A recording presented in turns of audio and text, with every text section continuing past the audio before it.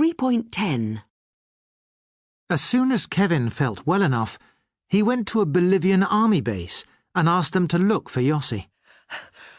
Mi amigo está... My friend is lost in the jungle.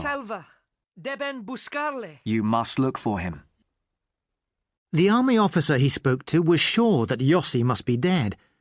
But in the end, Kevin persuaded them to take him up in a plane and fly over the part of the rainforest where Yossi might be.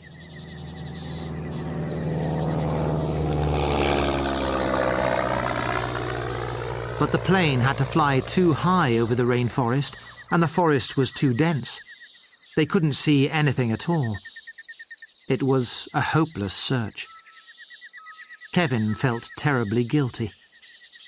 He was convinced that it was all his fault that Yossi was going to die in the jungle.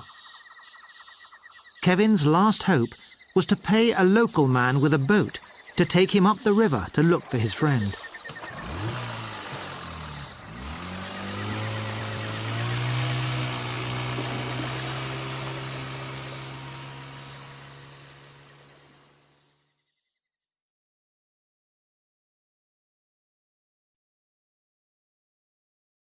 .11.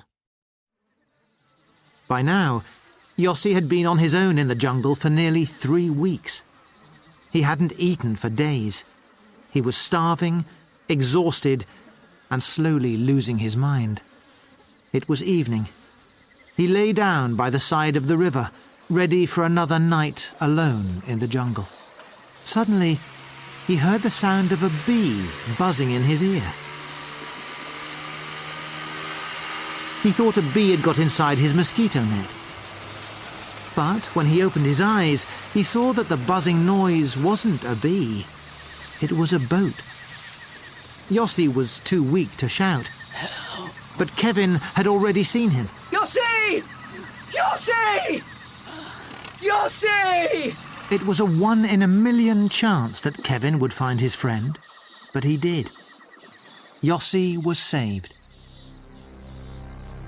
When Yossi had recovered, he and Kevin flew to the city of La Paz, and they went directly to the hotel where they had agreed to meet Marcus and Carl.